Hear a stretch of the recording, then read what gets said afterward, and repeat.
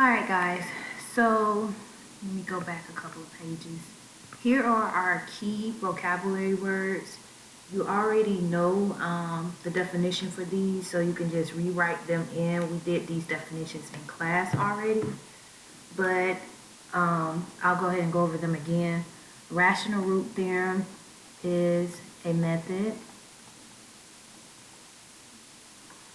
to help find the roots of a polynomial when it is not factorable. Okay? And then I'll get more into how to do it. The leading coefficient is the coefficient of the term with the highest degree. An example of that would be 7x squared plus 6x plus 2. The leading coefficient would be 7 because the highest degree here, the term with the highest degree is 7x squared, and so the leading coefficient is 7. Let's see, a constant is a term without a variable, and a factor is how do I say in this case? A factor, how do I describe this in common terms? Factor is, let me just show you what it looks like. A factor, for an example, if I have x squared plus 5x plus 6x, if I factor this means to break this into another form, it would be x plus 3 and x plus 2. So x plus 3 and x plus 2 are factors of this polynomial. It means that if I multiply these two together, I would get this back. Okay? So let's keep going. So we're going to try this first one together, and then you're going to try the next one. So we're just going to go through and answer these questions. It says do the following for the equation given. So what is the highest degree of this function here? So the highest degree is 3. So the highest degree is 3. What is the leading coefficient of the function? Then since the highest degree is 3, I want to go and find the leading coefficient of that, and we're going to say the LC is 1. What is the y-intercept of the function? The constant of the function is always the y-intercept, so we're going to say the y-intercept is 0, 20, or you can just say y equals 20. I'm going to go to this question before I do that one. What does the degree say about the end behavior of the function? Okay, so right here, since the highest degree is 3, it is telling me that the function is going to have one arm down and one arm up, or it's going to be the left arm up and the right arm down. That's what it's telling me about the end behavior. So how do I determine if the right arm, which arm goes which way? So since the leading coefficient is 1, it is telling me that my right arm has to be up. So the one where the right arm is pointing up is going to be this one. So that means that my left arm is down and my right arm is going up. That is what it's telling me. So it's telling me on this side, as the y, well, let me do it the way I taught you guys. The x is going to approach on the left side, negative infinity, and the y is going to approach positive infinity. That's your left side. And then if the arm is pointing up, the right side means that the x is going to approach positive infinity, and the y is going to approach, wait, this is negative infinity, sorry guys, and the y is going to approach positive infinity. And I'll show you more of what that means on the graph. We did this with graphing already, but the key is if the arm is pointing down, both infinities are going to point down. If the arm is pointing up on this side, then both infinities are going to be positive. And that works when our function is our leading when our highest degree is odd. Okay? We got the y-intercept taken care of. Okay, so now this is asking what are the roots of the function, and then what types of roots do we have. So I'm going to go look at this function, and automatically I notice that this function is not factorable. It's not to the highest degree, it's not squared, so it's not factorable. So I'm going to use what is called the rational root theorem. So this one, we're going to use the rational root theorem to help us find the possible roots. Now this is telling me that they're going to be, by the fundamental theorem of algebra, there should be 3 complex roots here. Okay, there should be 3.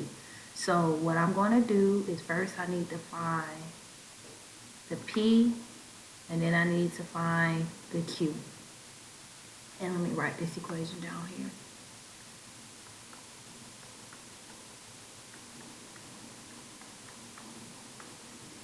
All right, so this part is considered the p. The constant is always the p, and the leading coefficient is always going to be your q. So here I'm going to say p is 20 and q is 1. So here's the catch. Now all you need to do is the factors of p over the factors of q. So you need to take what are the factors of 20 and put it in the numerator. So we're going to say plus minus, and if you can't remember all of the factors, you can always go to Google and write and type in what are the factors of 20, and that'll help you as you start getting used to them. So I get 20, and I get plus or minus 1 is a factor, plus or minus 10 is a factor, plus or minus 2 is a factor. We're going to say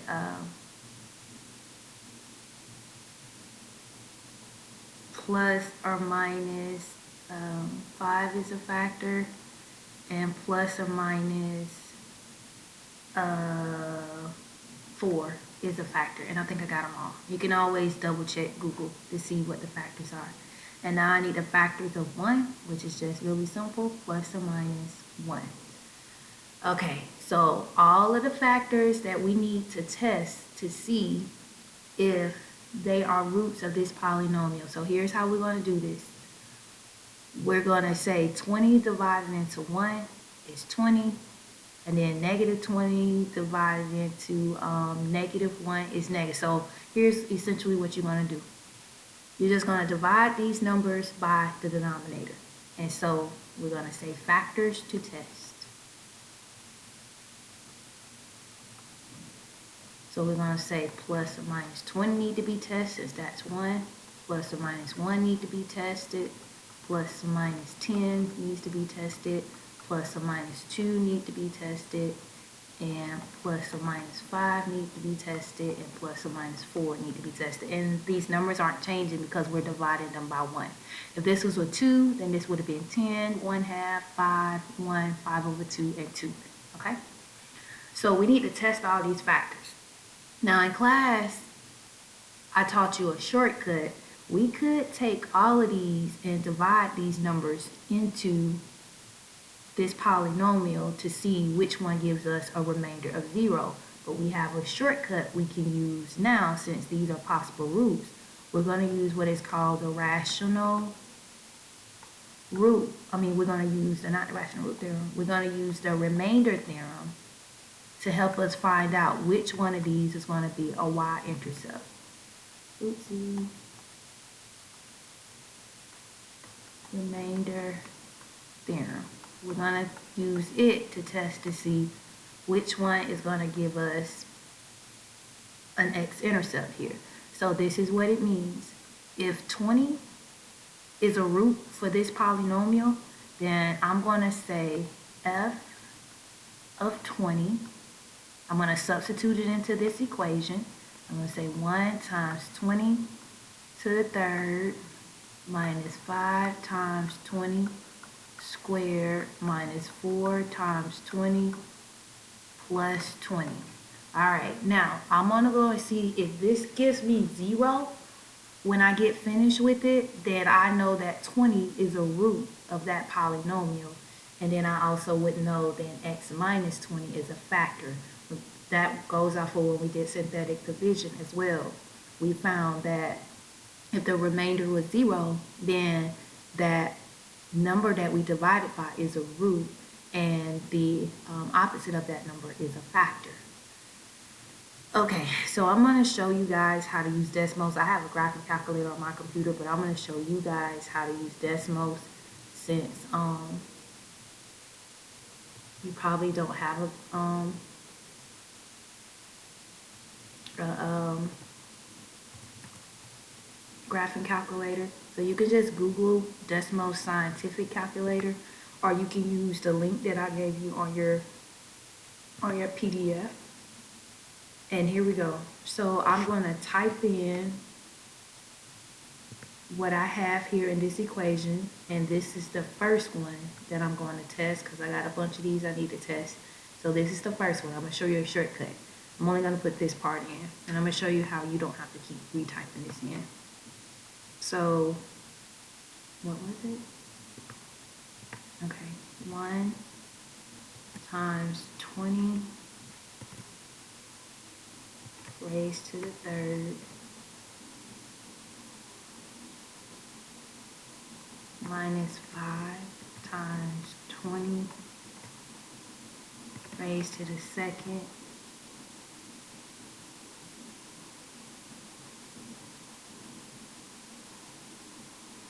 minus 4 times 20. Okay. Plus 20. Alright. And you see how that equals 5,920. So guess what we know? This equals 5,920. So we know 20 is not a root. And this is not a root, so I'm going to put an X by this because this should equal 0 according to the remainder theorem. So now I'm going to go in and put in negative 20. I'm not going to rewrite that over, y'all. So I'm just going to go to Desmos, and look, guys, I'm just going to put negative right there instead. Desmos can do the work for me. Whew. So we got 9,900. So we know this one doesn't work either. Was that negative? Yeah, negative 9,900. Okay, now we're going to go and do f of 1 to see if that one works out. And we don't have to retype, guys. Just go here, delete, put 1, delete, put 1, delete, put 1, and we get 12. So we know that doesn't work. Not a root, not a root. So I'm going to go and do negative 1. And here, put negative, negative, negative. No, we get 18. So, not a root. And we're just going to keep going. Now we need to test f of 10. And we need to test f of negative 10. And we expect to get 3 of these. And if they're not, we'll see what happens if we get, I'm going to do negative 10 first. If we don't get any of these roots to work, I'll tell you what to do. So we get negative 1440.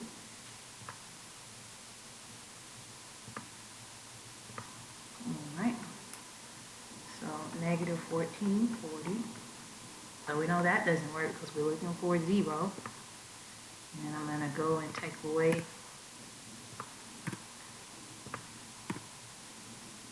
480.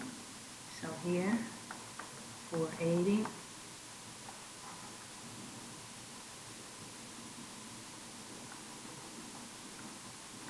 right, so 10 doesn't work. So now let's do f of -2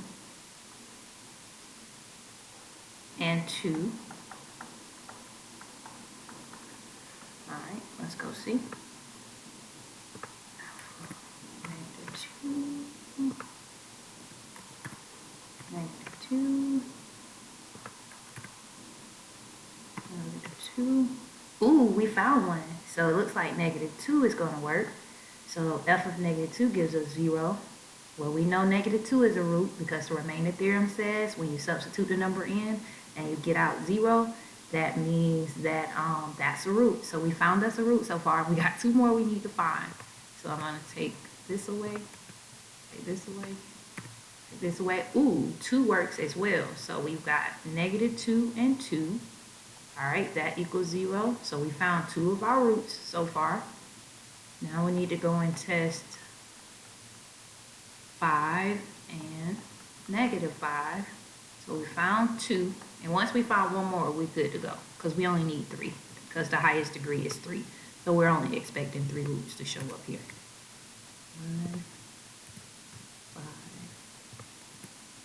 5. Ooh, we got 5 works too. So this gives us 0. So we get 5.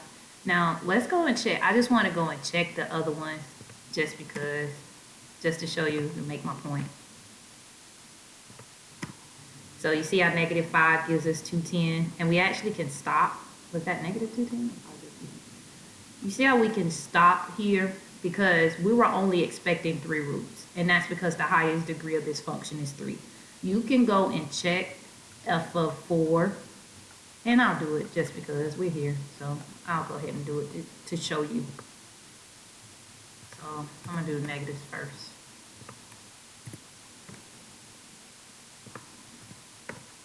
So you see how that's a -108. So -108. Then I'm going to go in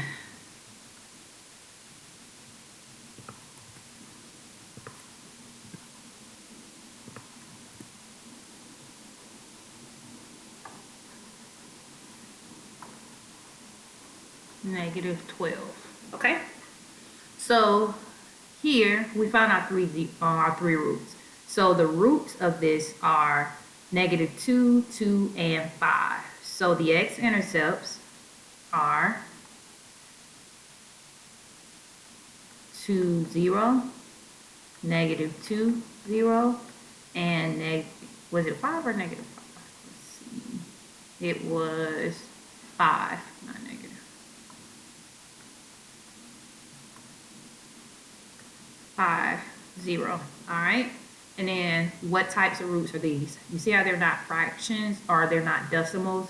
So we're going to say, and there's no I there, so we're going to say real rational roots. Okay. Now the next part says graph the function. So I got all this nice little information that's going to help me graph this function. So first thing I'm going to do is I'm going to graph my x-intercepts. So I got, and this is going to be a rough graph, and I'm going to show you how you can go and check yourself. So here I'm going to go to 2. I'm going to put a point at 2, and then I'm going to put a point at -2, and then I'm going to put a point at 5. 2, 3, 4, 5. Those are my roots. Then I'm going to go put a point at, where's my y-intercept? At 20. Oh man. Okay, so I'm going to do this by 5s, guys, so that I don't run out of room. So I'm going to do the x's by 1s. So I'm going to put a 1 here so the person knows my scaling. But for the y, I'm going to put 5 so that I don't run out of room because I don't have 20 lines here. So 5, 10, 15, 20. Okay, that's my y-intercept. So next, I need to worry about what my arms look like. So we already decided that my arms were going to look like this. We already made that decision that the arms are going to look like this because the highest degree is 3. So we know the arms, it's an odd number, so the arms have to go different ways. And we also know that since the leading coefficient is positive, the right arm has to be up. So the left arm has to be its opposite. So I'm going to do this. I'm going to put an arm right here, and this is a rough graph, so it might not be completely accurate, but it's a rough sketch, and we'll go and look at it to see. All right, so I'm going to put an arm coming out of this, okay? Now, if you look, 2 with negative 2 has a multiplicity of 1 time. It only shows up through the root 1 time. So therefore, it looks like I need this arm to go up through here. It needs to go up through it. And then I need to connect my next point. So I'm gonna go down through 20. And then I'm gonna come up like this. And the number 2 only shows up in my roots once as well. So I'm gonna go up through 2, and then 5 only shows up 1 time as a root as well. So I'm going to go down through here, but this last arm needs to point upward. So I'm going to say that maybe something, well, no, that's my other x-intercept. So here, what I'm going to say is I know that this arm has to go up. Something has to happen where this arm has to go up. So what I'm going to do here is possibly go here and then come back. Well, no, can't do that neither because this has to come through only once. So, and this is trial and error, guys. So I know that this root is only one root here. So I need to come down through there, and looks like something else has to happen, and this is why it's going to be rough, guys. Something else has to happen here to make this connect, because this should only have a multiplicity of 1. So you're going to put your 1, 2, 3, 4, 5. This arm we know has to go at least like this, and this arm has to go like this. So I'm just going to make me a little loop, and nope, I can't do that loop like that either. So I'm missing my connection that should happen right here, because I do know that the root on this side shouldn't have a hump on it, because it should only go up, come out 1, because the multiplicity is 1. So here I know the multiplicity is 1 here, so it should only go up as well. So we're going to go and look, and I'm going to show you how you check your graph. So if you get stuck, I'm going to show you how you can check your graph. So I'm going to go back to Desmos,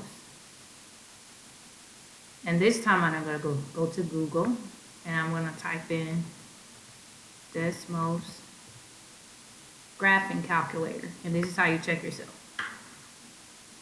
And we're doing this by trial and error. There are some other ways you can do it, but I'm choosing trial and error right now. So x to the third. All right, I got that first one taken care of.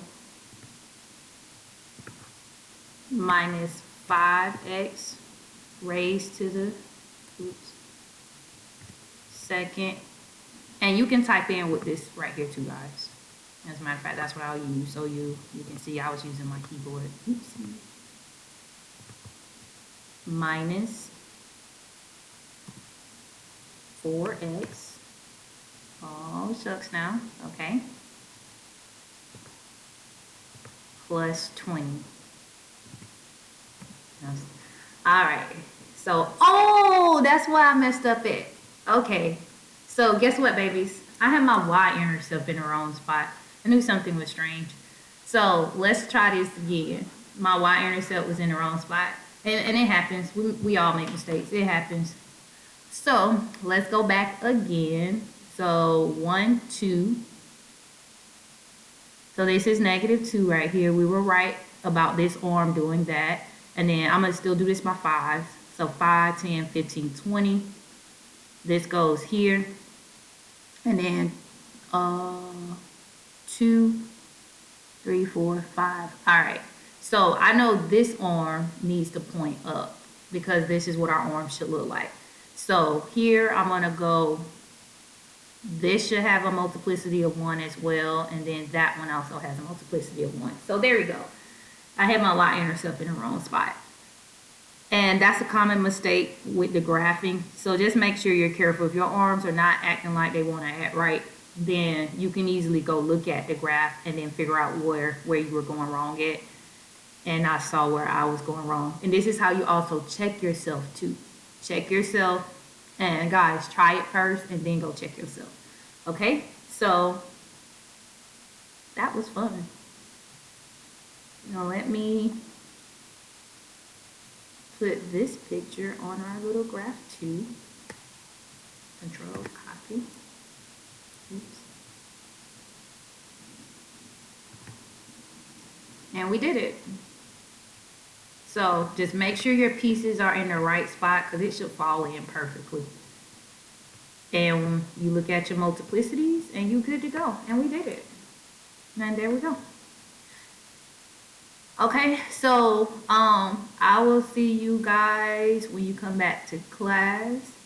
And just be careful. Try to, if you find that your arms are not quite doing right or something's not quite going right with your graph, go ahead and look at the calculator. Go to Decimals, get the graphing calculator version, and then see where you were messing up at. And my mistake in this one was I had my y-intercept in the wrong spot. And I'm pretty sure if we were in class, you guys would have said, Ms. Alexander, that's in the wrong spot. So I'll see you guys later, and bye.